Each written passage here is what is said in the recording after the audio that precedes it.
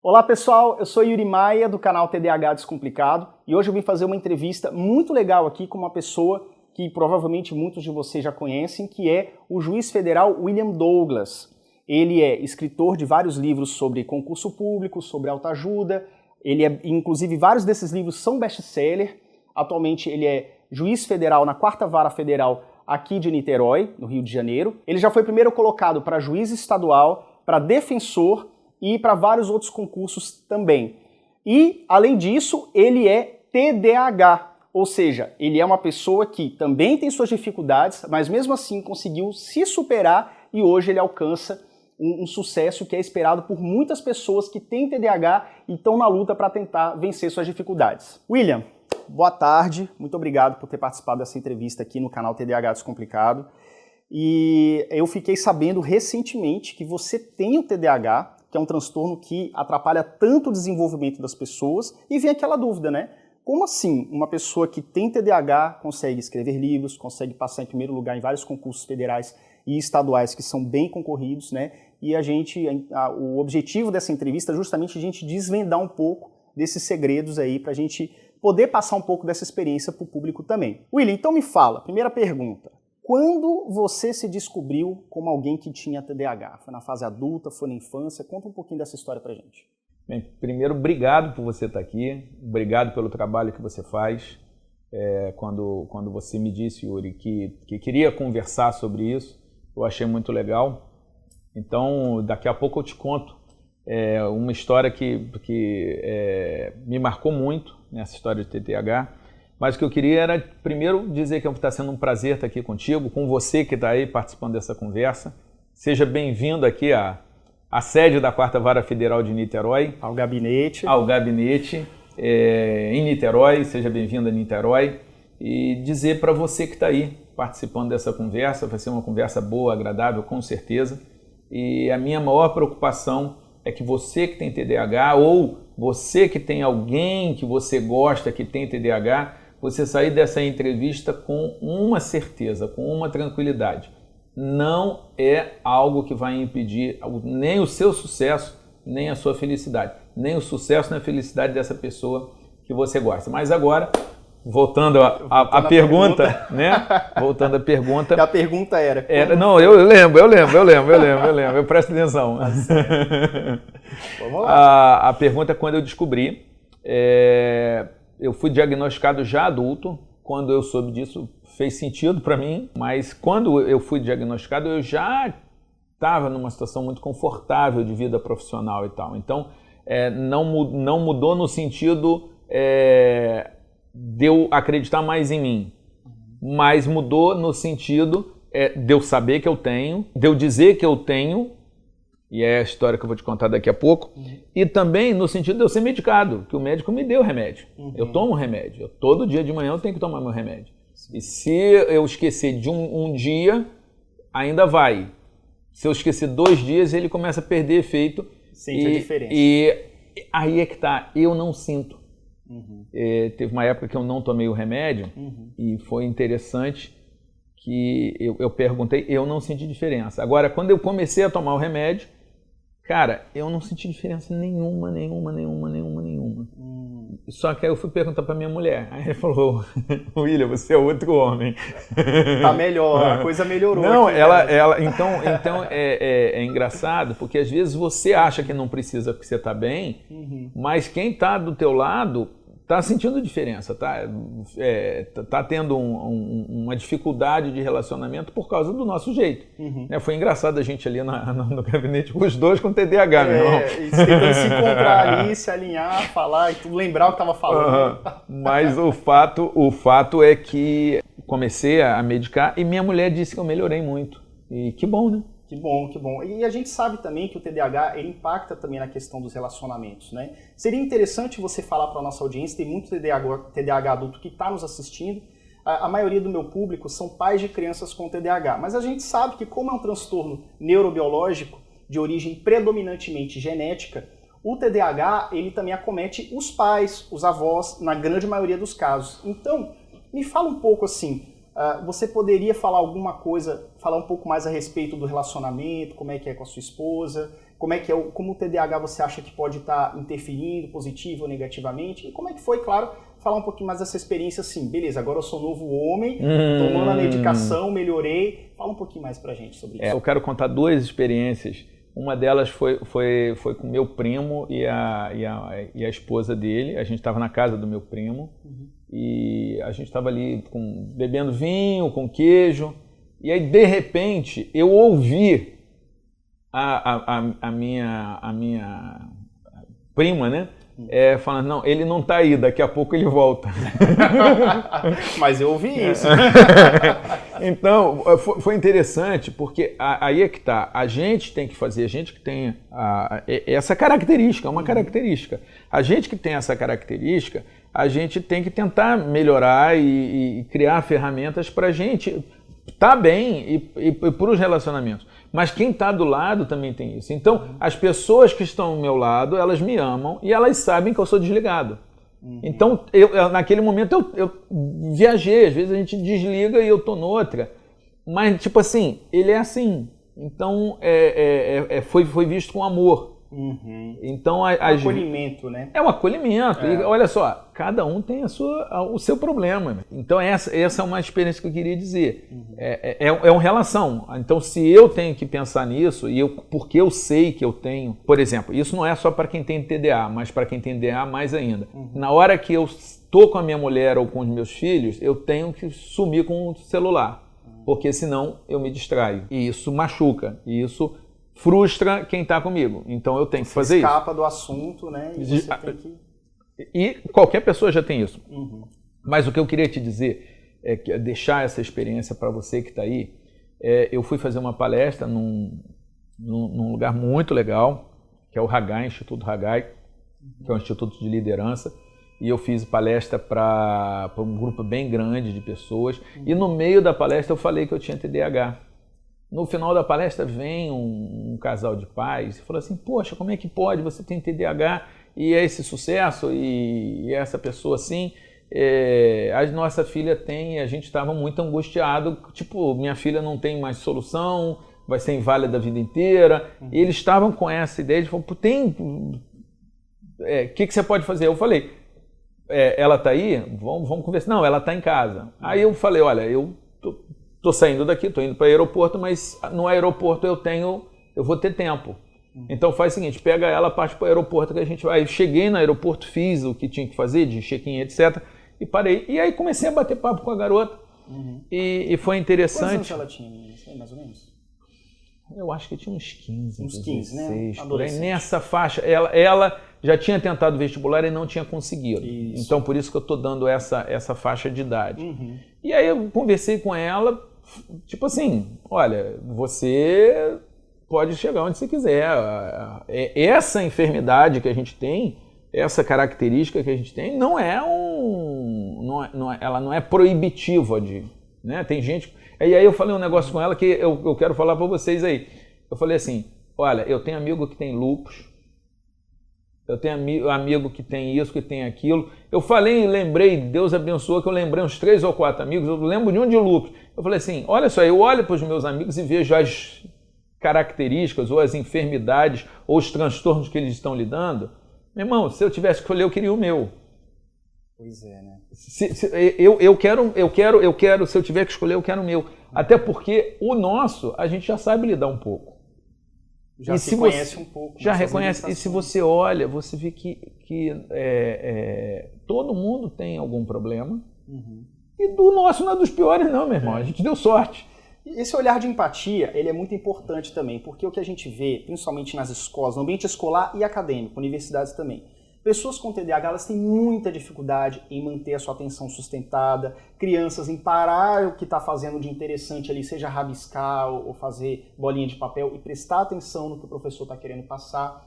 Na universidade, na faculdade também, um estudante que se frustra, como eu era, que eu ia para a biblioteca, ficava 4, 5 horas para ler um texto, aqueles textos chatos que você pega na Xerox, assim, texto chato pra caramba, e eu não conseguia ler mais do que 2, 3 páginas durante a tarde inteira, né? Porque era muito difícil manter. Então, esse olhar de empatia que as pessoas, seria interessante que todos pudessem ter um com os outros, uma empatia humana, mas é importante também que a pessoa ela tenha sua autoestima e entenda as suas características, não são bem limitações, mas características, e saiba como lidar com isso. Por exemplo, o William Douglas aqui falou que quando ele está com a família, ele quer esconder o celular. Ele não quer estar com o celular atrapalhando a sua relação social. Então, se você sabe disso e ao mesmo tempo você está com o celular dedilhando ali e você se perde na conversa que você tem com as pessoas, você também está sendo responsável por aquilo que está acontecendo. Eu também tenho uma dificuldade, William, que quando eu estou numa conversa em grupo, 3, 4 pessoas ao mesmo tempo, eu me perco. Eu fico aéreo porque eu não consigo prestar atenção em uma, outra pessoa dá uma risada, eu olho para a pessoa, então eu fico um pouco confuso, eu tenho um pouco disso. Então eu já criei algumas ferramentas também para conseguir focar um pouco mais nessa questão quando você está em grupo, conversando com muitas pessoas. Isso não é demais. Por exemplo, eu também tenho... Olha só, isso aqui é uma ferramenta. Isso aqui eu não leio, meu irmão. Exatamente, é a nossa Entendeu? A gente trabalha com as ferramentas. Agora, nesse dia com essa menina, o que aconteceu? Ela achava que ela era incapaz e os pais achavam que ela não ia. E aí o resultado disso é que eles estavam trabalhando com uma sentença prévia. Na hora que eu acho que talvez a maior mudança tenha sido com os pais. Os pais passaram a acreditar. Para ela também foi legal, mas eu acho que o impacto com os pais foi maior. E como é que termina essa história? 2 anos depois eu voltei ao Haggai para fazer palestra novamente e fui recebido pelos pais que me abraçaram. Quem é que estava trabalhando como voluntária recebendo as pessoas? A garota. A garota. Legal. E ela já tinha passado no vestibular, já estava dentro da universidade. Olha só. Cara, isso é de chorar. É de chorar. Mas por quê? Porque tanto ela parou de achar que ela não conseguia, e ela foi à luta para conseguir, quanto os pais falaram assim, não, ela não é inválida, não, que isso? E olha só, ela estava sendo tratada com estigma. Não vai dar certo, não vai conseguir, já é a sentença dada já. E aí entra depois, vale a pena dar uma lida nisso, o efeito placebo, o efeito nocebo, a questão a síndrome de Pigmalião, né, que era aquele cara da mitologia grega, que ele se apaixonou tanto pela estátua, que acho que ele deu vida à estátua, né? Um Deus chegou lá e fez a estátua criar vida. O seu olhar muda o outro, principalmente se você tem uma relação de autoridade. Então, se aquela pessoa que tem autoridade, que tem uma relação, fala, você consegue, o cara do outro lado ele acredita. Mas se você falar que não consegue, também acredita. Gente, então olha só, veja bem, eu já contei em vários vídeos meus, pegando esse gancho aqui. Eu já ouvi de familiares meus que eu não ia dar certo, eu já ouvi de professoras que eu não tinha mais jeito. Então isso, querendo ou não, para uma criança de 8 anos, para um adulto, macaco velho, isso já tem um impacto, imagina para uma criança que absorve como uma esponja. Então a figura de autoridade que é a professora e a figura de autoridade maior, que são os pais, fala para a criança ou para o adolescente que você não dá certo, que você não consegue, assim, passa essa frustração, a criança ela já tem certeza. Então para que ela vai tentar? Para que ela vai tentar buscar a sua superação, né? E William, pegando esse gancho aqui, partindo para a próxima pergunta, quantos filhos você tem filhos, né? Quantos filhos você tem e se algum deles tem transtorno, alguma coisa? Vamos falar um pouco sobre isso. Eu tenho 3 filhos, uma menina do primeiro casamento, atualmente com 17, e do segundo, e se Deus quiser, o último casamento. Tá bom, né? Eu tenho 2 meninos, um de 11 e um de 9. Amanhã é aniversário, então eu vou sair daqui dessa conversa pra gente ir pra festa. Ninguém tem nenhum diagnóstico ainda. O meu filho do meio é muito parecido comigo, mas muito parecido em tudo, e inclusive em ser desligado. Né? Ele tá com 11. Tá com 11. Mas até hoje eu não tive nenhuma dificuldade. Mas se acontecer, tá beleza também, e vamos trabalhar com o que a gente tem. Vamos trabalhar para que a coisa dê certo. O que a gente tem para hoje. É isso aí. William, você é escritor de vários livros, como eu posso ver aqui, que são, vou citar uns 4 aqui. Como passar em provas e concursos, que eu acho que inclusive este é eu acho que é o maior best-seller que você tem, né? Como passar em provas e concursos, é um dos mais antigos também. Eu conheci esse livro, se eu não me engano, em 2004, não sei qual edição estava, mas tem muito tempo já.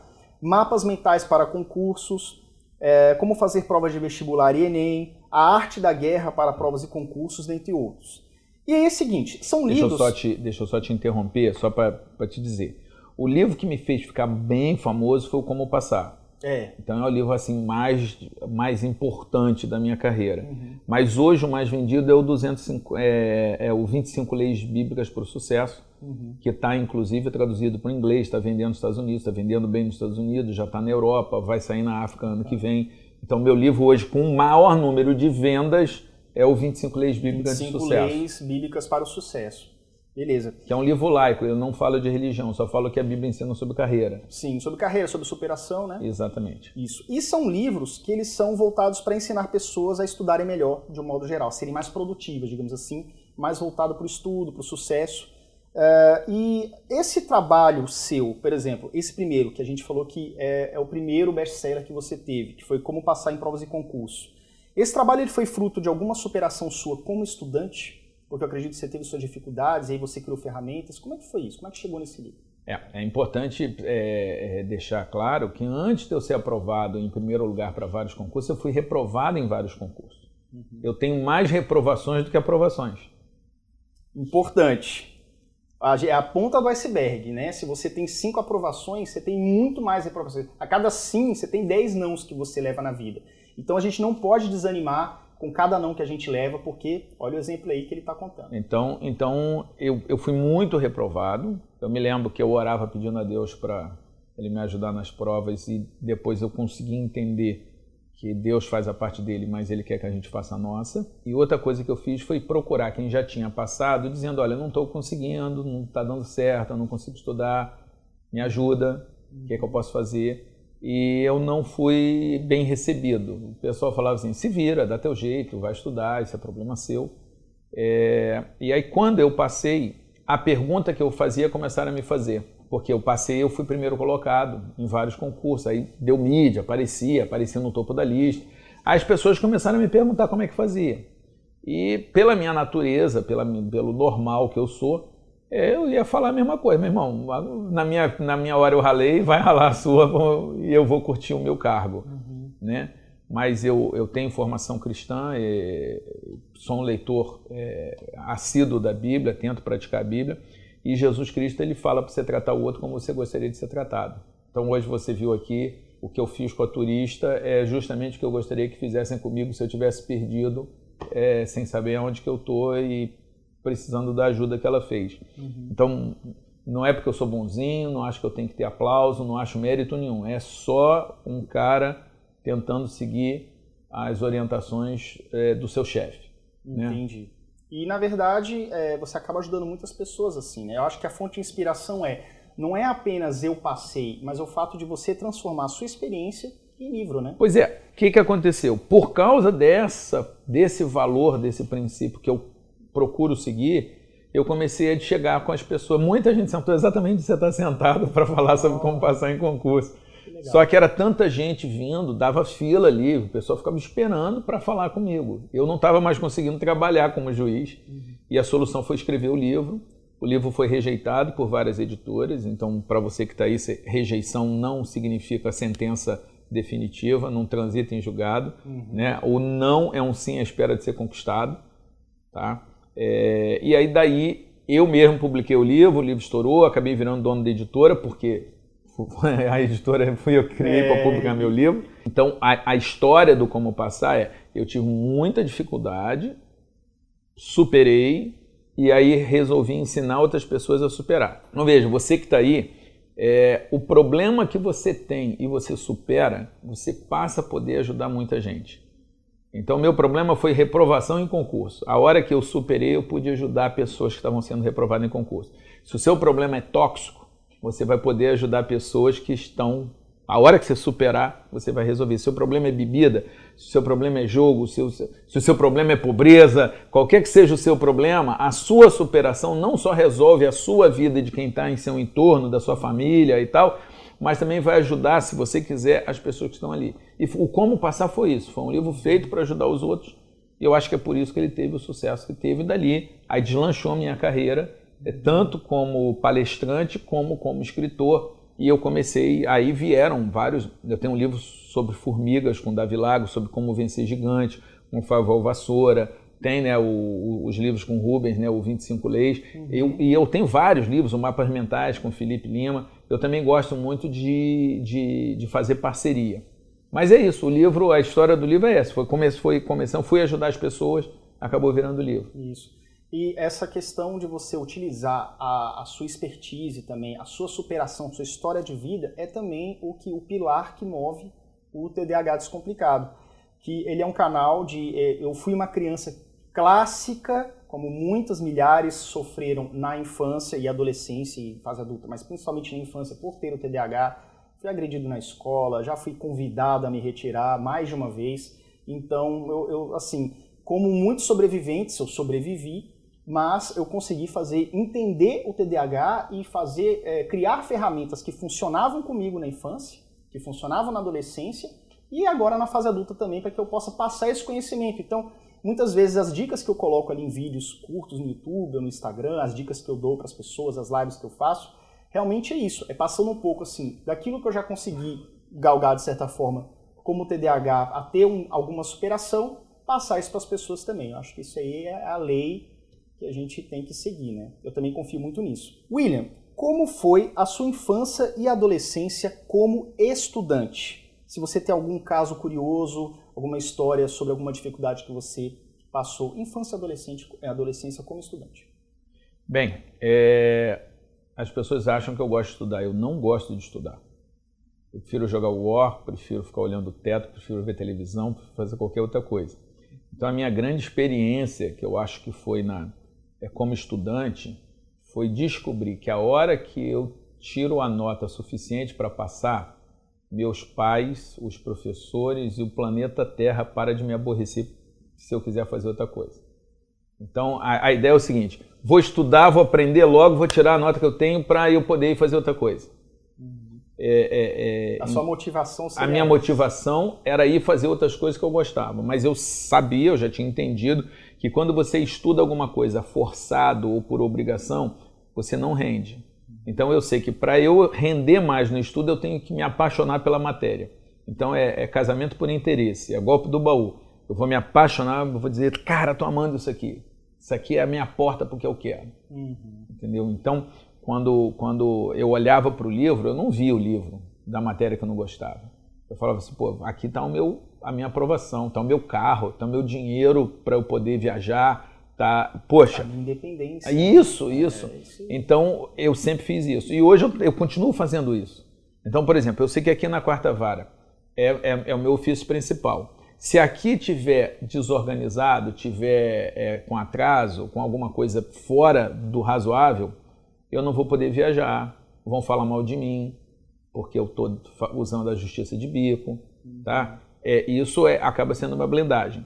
Claro que antes disso, eu, como cristão, eu tenho o dever de ser um bom servidor, né? Eu também tenho a vaidade profissional de ser um bom servidor. Então eu quero ser um bom servidor.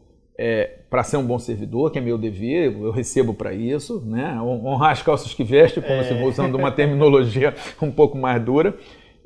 Tem a vaidade profissional, tem o dever religioso, que a Bíblia manda a gente ser um bom servidor, está lá em Efésios, está lá em Colossenses. Qualquer que seja a coisa que você faz, você tem que fazer bem feito. Mas tem a blindagem também. Deixa aqui em dia para eu poder fazer outra coisa. Então, por exemplo, a minha mulher, a mesma coisa. Se ela estiver bem cuidada, se ela se sentir amada, a atenção que ela quer, se conversar o suficiente, ela me deixa em paz para eu ir fazer as outras coisas. A lógica que eu aprendi, principalmente na adolescência, foi, se a pessoa está feliz com você, ela te aborrece menos. Na verdade, a gente pode também ser um pouco mais, mudar um pouquinho desse foco e ser assim, dar para receber. Então, por exemplo, os seus pais esperam que você tenha uma aprovação, ou que você minimamente consiga ir bem na escola, né? O professor ele vai ficar feliz se você tirar nota boa, se superar. Então você dá aquilo que as pessoas esperam de alguma forma, né? Por exemplo, você busca a sua superação para que você consiga se superar e aí você recebe o quê? Você recebe menos aborrecimento, menos bronca, você consegue ter mais tempo para jogar os jogos que você gosta. Então, pais que estão me ouvindo aqui, vejam esse exemplo. Vocês podem também aplicar esse tipo de conversa com seus filhos. Conversem com ele, falem assim, olha filho, Quanto mais cedo você começar essa tarefa, quanto mais cedo você terminar, mais cedo você vai pro tablet, vai pro videogame, vai andar de bicicleta, ou a gente vai fazer, se você fizer certinho o dever de casa durante essa semana, no final de semana a gente vai comer ali naquele sushi que você gosta, dá um prêmio, né? Então, essa questão de dar para receber, primeiro a obrigação, para depois a gente ter a tranquilidade, poder curtir a vida, é também mais ou menos isso daí. A sua explicação é mais bonita do que a minha. Fica mais bonita. Eu tentei resumir aqui. Não, mas fica mais, dá para receber, é melhor. Tá certo. Vamos lá. Uma coisa que é importante para você que é pai, que é mãe, é o seguinte: essa característica não é impeditiva, é apenas algo que o seu filho, sua filha e vocês vão precisar aprender a lidar, desenvolver ferramentas. Mas, olha só, não rotular o filho, não estigmatizar o filho e aprender a lidar que o filho é assim e é assim que a gente vai aprender a lidar. E com certeza, filho é bênção e de um monte de coisa que existe no mundo, TDAH é bênção. As pessoas dizem o seguinte: William, como é que você consegue? Eu sou juiz, sou professor, sou escritor, trabalho no movimento negro, trabalho com filantropia, faço um monte de coisa. Como é que você consegue? Aí eu falo, eu fui abençoado com a TDAH. Eu tenho facilidade de fazer. Eu vou fazendo ali, a coisa vai acontecendo, quando eu vi eu já fiz. Esse monte de janela aberta, depois que você aprende a lidar, vira uma vantagem competitiva. Eu acho o seguinte, eu tenho uma vantagem competitiva. A minha característica de TDAH me permite fazer isso, depois que eu aprendo. Sim. Então, aquilo que é a sua dificuldade, depois que você supera, estou repetindo com uma outra abordagem da mesma coisa que eu já falei, sim, acaba sendo um superpoder. Olha aí, é uma superação e um superpoder. Eu tenho um superpoder. Lidar com aquilo, né? Eu tenho um superpoder. Eu consigo lidar com um monte de coisa. Agora, tem as técnicas. Em cada um desses lugares, eu tenho alguém muito comprometido, que eu confio e que a gente trabalha junto. Então, na minha casa, tem a Nayara. Ela, é time, a gente está junto no jogo. Aqui na Quarta Vara, eu tenho a diretora, que é a Luciana, e eu tenho o time todo está comprometido. Isso é bom, isso é importante. Lá na editora, eu tenho a Ingrid, que é a sócia-gerente, mas tem um time todo comprometido. Então, eu não estou sozinho em nenhum dos lugares. Então, isso é uma das estratégias que eu uso para conseguir dar conta de tanta coisa. Acaba que, às vezes, não é um superpoder, é uma super gestão. Né? Uma super gestão do seu tempo, das suas atribuições, mais ou menos assim, do seu dia a dia, uma super gestão do seu dia a dia. E uma coisa que eu uso muito é a administração do tempo. Uma coisa que me ajuda muito é o seguinte, estar presente. Então, eu gosto de fazer um monte de coisa diferente, eu tenho um monte de coisa diferente. Mas eu sei que assim como que eu acabei de falar assim, o dar para receber, quando eu dou para ele, eu recebo e posso fazer, então dentro desse monte de coisas que eu faço, porque eu acho o seguinte, se você pegar alguém com uma característica como a nossa e falar que só pode fazer uma coisa, meu irmão, é um martírio. É um martírio. Mas se você negocia, você tem que negociar. Você acabou de falar. Eu negocio, eu falo assim, William, se você cumprir essa tarefa de hoje, eu vou te dar um bombom, eu vou te dar um chocolate. Mas termina primeiro. Funciona com golfinho, vai funcionar com a gente, né? Com certeza. Então, a gente se dá os prêmios. Certo. Então, assim como com pessoas, quando eu dou, eu recebo, com as tarefas, quando eu dou, eu recebo. Então, se eu sei que por mais que eu queira pensar em outra coisa, se eu resolver aquela tarefa, se eu focar naquela tarefa naquele momento, eu vou resolver bem. Aí eu deixo ela e eu vou para outra. Então, é a administração do tempo. Eu acho que a administração do tempo ajuda muito nisso. Como assim, meu irmão, vamos fazer isso aqui bem feito para ficar bem feito e você poder fazer outra coisa? Vamos. Então, eu acho que isso funciona. William, você teria alguma dica de estudo para quem tem TDAH ou para quem não tenha, mas tem muita dificuldade em focar? Bem, a grande dica é aquela da administração do tempo. Você separar o tempo e na hora que você estiver fazendo uma coisa, é só aquela coisa. Isso funciona muito bem. Algumas atividades você pode até fazer duas coisas juntas. Por exemplo, sai para caminhar e leva alguém para conversar junto. Então você está desenvolvendo relacionamento e está cuidando da saúde. Mas normalmente a ideia é foca. Uma coisa de cada vez. E não tem como, eu tenho um livro sobre como passar em provas e concursos, que na verdade ensina a estudar, tem a versão integral, tem o resumo, que é bem menor, tem o audiobook, tem o vídeo gratuito no meu site, williamdouglas.com.br/cortesias, tem lá a capa do Como Passar e tem uma palestra lá. Então eu desenvolvi muita coisa nessa área, então se o assunto é estudo para qualquer coisa, de ensino fundamental a doutorado, o livro vai ajudar. Então a dica seria essa, seria o livro ou pelo menos a palestra. Sim. E olha que interessante, gente, o William falando aqui a respeito de como você casar coisas. Eu tenho um exemplo disso também que eu falei para a minha audiência tem mais ou menos um mês, que eu falo assim, gente, andar no parque não é uma coisa mais legal do mundo. Você tá ali andando e tá falando, podia estar em casa, podia estar comendo chocolate, podia estar vendo TV. E uma coisa que eu comecei a fazer é o seguinte, quando eu vou caminhar no parque, lá de Brasília, Parque Olhos d'Água, perto de onde eu moro, eu abro a câmera e começo a fazer uma mini live com as pessoas, ou seja, eu fico ali uns 15 minutos fazendo uma live com as pessoas, tiro algumas dúvidas e nem vejo o tempo passar. Ou seja, é casar essa questão. Você falou que gosta de estar caminhando com alguém, ou seja, você cuida do social e cuida da saúde. Eu cuido da saúde e também faço social com as pessoas que entram ali na live, entendeu? Então isso é muito interessante, a gente saber combinar coisas para que a gente consiga fazer alguma coisa, né? Sair da procrastinação, entrar em ação. Porque não adianta você querer ser fitness e você fica em casa vendo TV, você tem que andar. E para você melhorar essa questão, você vai fazer uma caminhada, leva alguém para fazer um social, ou então faz uma live com a audiência, no meu caso, ou qualquer coisa nesse sentido, né? Então, muito legal essa dica realmente. William, você falou para mim também a respeito de um livro seu, 25 Leis Bíblicas do Sucesso. Você poderia me dar uma lei do sucesso dessas, se fosse assim, olha, essa aqui é boa, prática para a audiência?